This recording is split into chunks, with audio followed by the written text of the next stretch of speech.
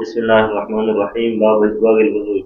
वक़द क़ाल इब्न उमर इस्बागुल वज़ू। बाब इस्बागिल वज़ू, ये बाब आए वज़ू खे पूरे करने के बारे में।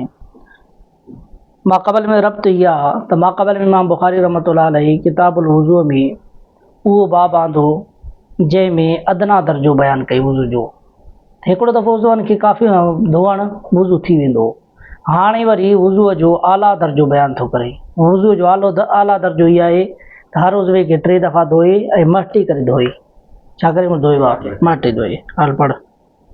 وقال حدثنا عبد الله بن مسلمة عن مالك عن موسى بن عقبة عن بريد مولى بن عباس عن أسامة بن زيد أنه سمعه يقول دخل رسول الله صلى الله عليه وسلم من عرفة حتى إذا كان بالشعب نزل فبال ثم توضأ ولم يسبغ الوضوء। हुज़ूर सल्लल्लाहु अलैहि वसल्लम जन अरफात ॾे विया, अरफात जी घाटी में। पोइ हुन घाटी में लथा फबाल सुम तवज़्ज़ा, पोइ पेशाब फरमायूं, पोइ वज़ू फरमायूं। हल ولم يسبغ الوضوء فقلت الصلاة يا رسول الله صلى الله عليه وسلم قال الصلاة أمامك فركب فلما इन मां वज़ू मां मुराद वज़ू लुग़वी आहे। नबी साईं वज़ू लुग़वी कयो छो त निमाज़ जो वक़्तु न हो। पंहिंजे हथनि खे धोतऊं, पेरनि खे धोतऊं। हल فقلت الصلاة يا रसूल الله قال الصلاة أمامك निमाज़ जो टाइम अञा अॻिते आहे। فركب فلما جاء المزدلفة نزل فتوضأ فأسبغ الوضوء हाणे निमाज़ जो वक़्तु आयो त कामिल वज़ू फरमायूं। माना मालूम थिए त जेकॾहिं माण्हू पेशाब या पायखानो करे उन खां बाद में वज़ू लुग़वी ज़रूरी अथसि। माना हथ पंहिंजा धोई उनखे साफ़ करे, बाक़ी निमाज़ जे लाइ त वरी वज़ू करिणो पवंदुसि। ثم قيمت الصلاة فصلى المغرب ثم أناف كل إنسان ظاهره في منزله ثم قيمت العشاء فصلى ولم يصلي بينهم। बाबू गस्ल वजह बियदैन मिन। हिकु वज़ू असां 2-3 निमाज़ूं पढ़े त पढ़ी सघे थो जॾहिं शर्त इहा त वज़ू हुजेसि। वज़ू अथसि, जीअं मग़रिब जी निमाज़ पढ़ायूं, वरी इशा जी निमाज़ पढ़ायूं, विच में वरी कोई अहिड़ो अमल न कयूं जेको वज़ू जे मुनाफ़ी हुजे। जमा बैन सलातैन जो मसलो ऐं इमाम जो मसलो, इहो किताबुल मनासिक हज में ईंदो। अरफात में जमा बैन ज़ोर वल असर जमा तक़दीमन आहे ऐं मुज़दलिफ़े में जमा बैन अल मग़रिब वल इशा जमा तअख़ुरन आहे। सम्झो आहे? इहे 2 निमाज़ूं कठे करे पढ़ण जो हुकुम किथे आहे? अरफात ऐं मुज़दलिफ़े सां ख़ासि आहे ऐं वरी तारीख़ सां बि ख़ासि आहे।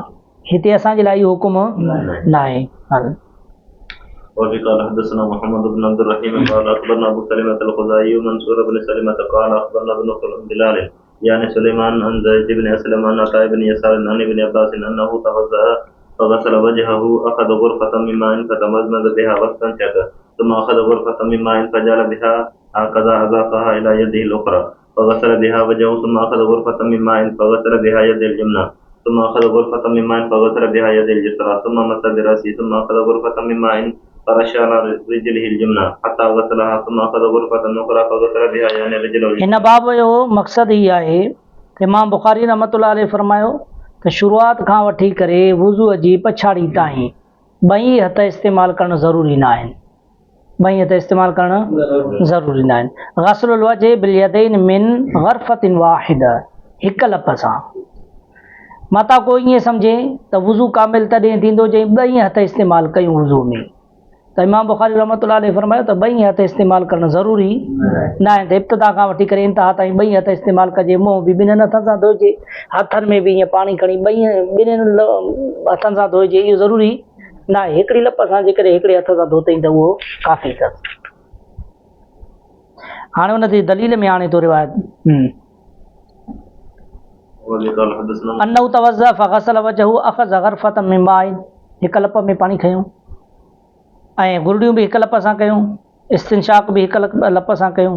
हल ثم أخذ غرفة من ماء فجعل بها هكذا أضافها إلى يد الأخرى فغسل بها وجهه ثم أخذ غرفة من ماء فغسل بها يد اليمنى ثم أخذ غرفة من ماء فغسل بها يد اليسرى ثم مس برأسه ثم أخذ غرفة من ماء فرش على رجله اليمنى حتى غسلها ثم أخذ غرفة أخرى فغسل بها يعني رجله اليسرى ثم قال هكذا رأيت رسول الله صلى الله عليه वसल्लम। हज़रत इब्न अब्बास फरमाया त नबी साईं ईअं ई हिकु हथ इस्तेमालु कयो वज़ू में, ज़रूरी न आहिनि 2 हथ इस्तेमालु करणु।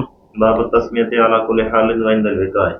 ये वज़ू जे बाब में इमाम बुखारी रहमतुल्लाह अलैहि तस्मिया जो ज़िक्र आंदो त वज़ू कामिल तॾहिं थींदो जॾहिं माण्हू बिस्मिल्लाह रहमान रहीम पढ़ी करे पोइ वज़ू करे। वुज़ू में बिस्मिल्लाह रहमान रहीम पढ़णु असां वटि सुन्नत आहे, बाक़ी फ़र्ज़ वग़ैरह न आहे। ऐं इमाम दाऊद ज़ाहिरी वटि बिस्मिल्लाह रहमान रहीम पढ़णु वुज़ू जे लाइ फ़र्ज़ आहे। इमाम बुखारी रहमतुल्लाह अलैहि फरमाए त हर हाल में बिस्मिल्लाह करे माण्हू, वुज़ू जी इब्तिदा हुजे, खाइण जी इब्तिदा हुजे, पीअण जी इब्तिदा हुजे, चाहे सुम्हण जी इब्तिदा हुजे, हता के जेकॾहिं घरवारीअ सां हम बिस्तरी करे थो तंहिं वक़्तु बि बिस्मिल्लाह करे ज़रूरी अथसि। उनजो वजह ई आहे त रिवायत आणींदो त पैगम्बर अलैहिस्सलातु वस्सलाम फरमायो त जेको माण्हू इहा दुआ पढ़ी करे पंहिंजी घरवारीअ सां हम बिस्तरी कंदो आहे, जिमा कंदो आहे, त पोइ शैतान उनजी औलाद खे नुक़सानु न ॾींदो। शैतान उनजी औलाद खे नुक़सानु कीअं थींदो आहे औलाद खे? अवा जेको माण्हू दुआ न पढ़ंदो आहे, ईअं घरवारीअ सां बिस्तरी कंदो त शैतान बि पंहिंजो नुतफ़ो उन मर्द जे नुतफ़े सां गॾु पंहिंजी ओघड़ मर्द जी ओघड़ सां गॾु उते दाख़िल कंदो आहे। पोइ वरी जॾहिं मर्द जो इंज़ाल थींदो आहे त शैतान जो बि इंज़ाल, पोइ उन शैतान जे नुतफ़े मां इहो इंसानु पैदा थींदो, या इंसान जे नुतफ़े मां त असरु कंहिंजो हूंदुसि, शैतान जो असरु हूंदो, त इहा औलाद ज़्यादातर नाफ़रमान थींदी आहे। ॾिसो नबी सल्लल्लाहु अलैहि वसल्लम महिरबान आहिनि असांजे मथां, उथणु वेहणु घुमणु फिरणु, पोइ पूरी ज़िंदगीअ जा जेके हालात अचणा आहिनि, जेके नुक़सान वारियूं शयूं आहिनि, पाण फरमायूं त हे तव्हांजे लाइ नुक़सानु आहे, हीअं कंदो त तव्हांखे फ़ाइदो थींदो। जे जिमा कयो, हाणे हुन में जेकॾहिं हीअ दुआ पढ़ंदव बिस्मिल्लाह अल्लाहुम्मा जन्निबिना शैतान जन्निब शैतान मा रज़क़तना, इहा दुआ पढ़ंदव त पोइ तव्हांखे कोई बि शैतान नुक़सानु ॾेई न सघंदो। हाणे इहा दुआ नबी साईं सेखारियो त तव्हांजी औलाद में बि शैतान जो असरु न हुजे। पोइ हाणे जिमा खां पहिरां इहा माण्हू दुआ पढ़ी करे पोइ पंहिंजी घरवारी सां हम बिस्तरी करे, हम बिस्तरी करण जे करे शैतान जो असरु औलाद ते न थींदो। जीअं पोइ हिते ईंदो रिवायत आणींदो छाजे बा बैतुल ख़ला में वञण खां पहिरां दुआ पढ़े त शैतान नुक़सानु न ॾींदसि। पढ़। बिस्मिल्लाहिर्रहमानिर्रहीम। क़ाल हदसना अली इब्न अब्दुल्लाह क़ाल हदसना जरीर अन मंसूर अन सालिम इब्न अबिल जाद अन क़ुरैब बिन अली बिन अब्बास नबलगु बिहि नबी सल्लल्लाहु अलैहि वसल्लम क़ाल लव अन अहदकुम इज़ा अता अहलहु क़ाल बिस्मिल्लाह अल्लाहुम्मा जन्निबना शैतान व जन्निबि शैतान मा रज़क़तना मा मुराद औलाद आहे। फ़क़ुदिया बैनहुमा वलदुन लम यज़ुरहु, पोइ जॾहिं हुनखे औलाद पैदा थींदी त लम यज़ुरहु, हुनखे शैतान नुक़सानु ॾेई न सघंदो। इन तशरीह ॿुधायो मां हाल बाब मा यक़ूलु इंदल ख़लाए। वबिक़ाल हदसना आदम क़ाल हदसना शुअबा अन अब्दुल अज़ीज़ इब्न सैबिन क़ाल समिअतु अनस यक़ूलु क़ाल नबी सल्लल्लाहु बैतुल ख़ला में वञे माण्हू त इहो तव्हांखे मां मसइलो पढ़ायो आहे त बैतुल ख़ला जे दुख़ूल खां पहिरियां जेके शहरनि में बैतुल ख़ला या बहिराड़नि में ठहियल आहिनि त उनजे दाख़िल थियण खां पहिरियां इहा दुआ पढ़ी करे उन खां बाद में दाख़िल थी। दाख़िल थियण जो तरीक़ो कहिड़ो आहे त पहिरियों छा कंदो, खॿो पेर दाख़िल कंदो, वरी निकिरण में पहिरियों सॼो, मस्जिद जे उबतड़ मस्जिद में दाख़िल थींदो त पहिरियों सॼो पेर ऐं निकिरण जे टाइम खॿो पेर। पर जेकॾहिं बहिराड़ी में जीअं आम तौर ते रवाजु आहे त बहिराड़नि माण्हू वञी करे किथे पेशाब वेशाब कंदा आहिनि ज़मीननि में, कंहिं वाटर जी पाड़ में, किथे, उनजो तरीक़ो छा आहे त ओघड़ जे खुलण खां पहिरियां इहा दुआ पढ़े, ओघड़ न खोले उन खां पहिरियां दुआ पढ़े पोइ ओघड़ खोले। पर जेकॾहिं माण्हू बहिराड़ी में ओघड़ खोलण वक़्त में बि दुआ विसरी वियसि, लेट्रिन में वियो बि दुआ विसरी वियसि, हाणे उते यादि आहे सड़े दुआ मां पढ़ी न आहे त उनजो छा हुकुम आहे? उनजे लाइ उलमा फरमाइनि था हीअं करे त उहो पंहिंजे दिलि जो दिलि में इन दुआ खे पढ़े, दिलि में, ज़बान सां न, ज़बान ते न आणे ऐं चप बि उनजा न चुरनि, दिलि जो दिलि में इहा दुआ पढ़े त पोइ इहो शैतान जो असरु न थींदुसि। छो मना कई वई? हिन जे करे मना कई वई त जेको माण्हू बैतुल ख़ला में वञे थो इन दुआ जे पढ़ण खां बग़ैर जॾहिं दाख़िल थींदो आहे बैतुल ख़ला में त जिन ऐं जिन्याणियूं बैतुल ख़ला में हुन सां गॾु दाख़िल थींदियूं आहिनि। पोइ रिवायत में ईंदो आहे त उहे जिन ऐं जिन्याणियूं हिन जी ओघड़ सां रांदि खेॾंदा आहिनि, मर्द जी ओघड़ सां बि ऐं औरत जी। हाणे ज़ाहिर ॻाल्हि आहे त जिन ऐं जिन्याणियूं जेकॾहिं हुन ओघड़ सां रांदि खेॾनि त हुन जिन जो असरु थींदो, उहो माण्हू सदाईं छा हूंदो, बीमार।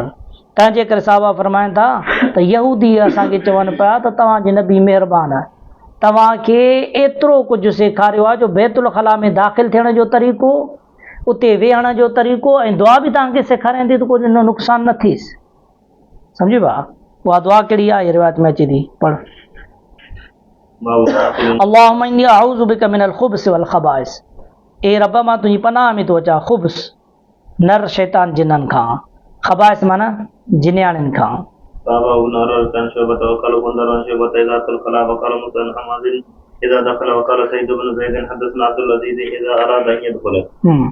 हाणे इदारा त ईअं दुखुल इहा तशरीह कई त दाख़िल थियण खां पोइ दुआ न पढ़ी बल्कि जॾहिं इरादो करे माना बैतुल ख़ला खां ॿाहिरि दुआ पढ़ी करे पोइ अंदरि दाख़िल थिए या जेकॾहिं बयाबान में आहे झंगलात में आहे उते पेशाब करे थो त जॾहिं ओगड़ खोलण खां पहिरां दुआ पढ़ी पोइ वरी विसरी वञेसि त दिलि जो दिलि में पढ़े।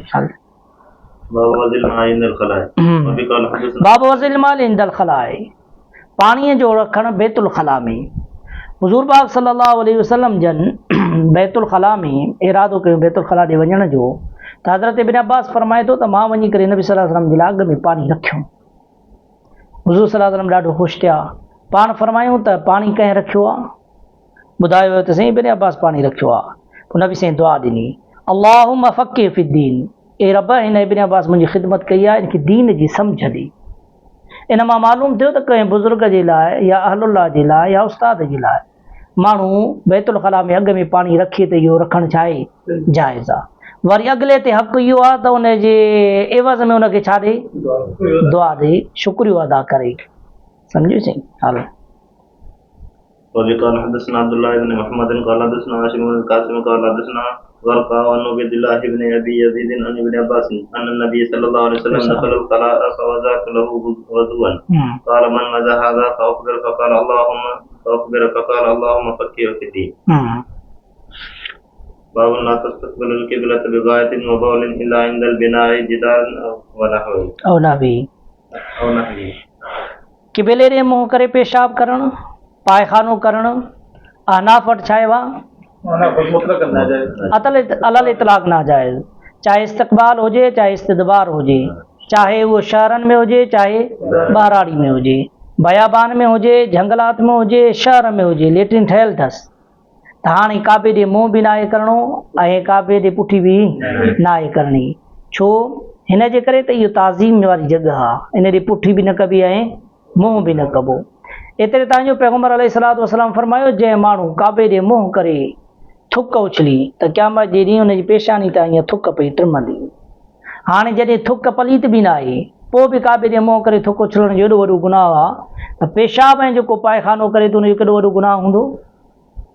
बाक़ी इहे जेको मसलक आहे इहो मसलक इमाम शाफ़ी रहमतुल्लाह अलैह जो आहे। इन में चंद मसलक आहिनि भाउ।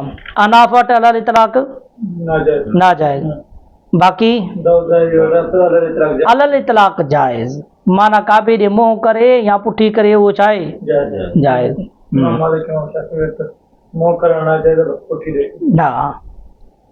हा हल भाउ इहे मज़हब तव्हांखे मां तिरमिज़ी में पढ़ाया आहिनि पढ़। وفي قال حدثنا آدم قال حدثنا ابن أبي ذئب قال حدثنا زهري عن عطاء بن يزيد الليثي عن أبي أيوب الأنصاري قال قال رسول الله صلى الله عليه وسلم إذا أتى أحدكم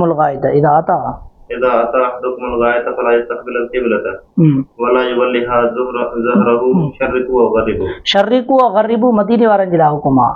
या उहे माण्हू जंहिंजो क़िबलो कहिड़े में थो बीहे शिमाल ऐं जुनूब में थो बीहे त उहे माण्हू छा कंदा मशरिक़ ऐं मग़रिब ॾे मुंहुं कंदा।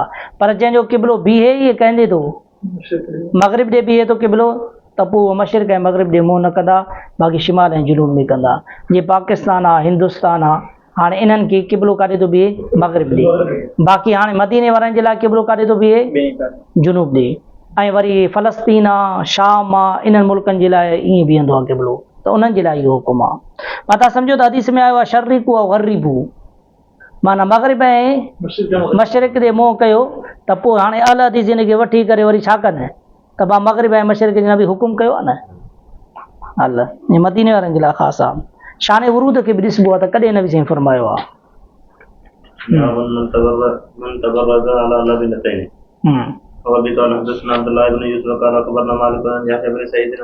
कचनि सिरनि जे मथां वेही करे पेशाब ऐं पायखानो करणु।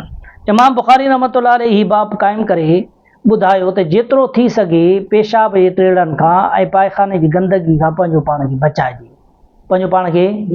ऐं ॿिए नंबर ते इमाम बुखारी ही बि ॿुधायो त अहिड़ी जॻह ते पेशाब ऐं पायखानो कजे जेका मथी हुजे। रिवायत में आणे थो त पैगम्बर अलैहिस्सलातु वस्सलाम पेशाब ऐं पायखाने जे लाइ जॾहिं वेठा त कचिन सिरनि जे मथां वेठा, कचिन सिरनि जे मथां वेठा। त हाणे मालूम थियो त जेकॾहिं पेशाब ऐं पायखानो करे माण्हू त उहा जॻह छा हुजे, मथी हुजे, गेंडी जीअं मथी हुजे। हेठि त खॾ ठहियल आहे त मां हलियो थो वञे पेशाब, पर अञा गेंडी खे मथे करणु, आम फर्श को मथे करणु छा आहे, बहितर आहे। हलो ॿराड़ी में पट ते त सिर ते या कंहिं बुलंद जॻह ते। قال أخبرنا مالك عن يحيى بن سعيد عن محمد بن يحيى بن حبان عن أبيه واسع بن حبان عن عبد الله بن عمر أنه كان يقول إن ناسا يقولون إذا قعدت على حاجتك فلا تستقبل القبلة ولا بيت المقدس فقال عبد الله بن عمر لقد ارتقيت يوما على ظهر بيت कि माण्हू चवनि था त क़िबले ॾे बि मुंहुं न कजे, बैतुल मक़दस ॾे बि मुंहुं न कजे। हज़रत अब्दुल्लाह बिन उमर फरमायो त मां नबी सल्लल्लाहु अलैहि वसल्लम की जन खे ॾिठो त पैगम्बर अलैहिस्सलातु वस्सलाम कचिन सिरनि ते वेठा, पर बैतुल मक़दस ॾे न से मुंहुं कयो हो। हाणे जेकॾहिं असां हुकुम लॻायूं त काबे ॾे पुठी बि न कयो, मुंहुं बि न कयो, ऐं वरी हेॾे बैतुल मक़दस ॾे बि पुठी मुंहुं न कयो, त माण्हू करे कीअं पेशाब? सिर्फ़ु काबतुल्लाह जी ताज़ीम जो हुकुम आहे त होॾे पुठी ऐं मुंहुं नाहे करिणो, भई बैतुल मक़दस वञी करे त करे सघे थो। हल رأيت رسول الله صلى الله عليه وسلم على لبنتين مستقبلا بيت القبر لحاجته وقال لعلك من الذين يصلون على أوراقهم فقلت لا أدري والله قال مالك يعني الذي يصلي ولا يرتفع عن الأرض يسجد وهو لاصق بالأرض باب خروج النساء إلى البراءة. بس وما علينا إلا البراءة.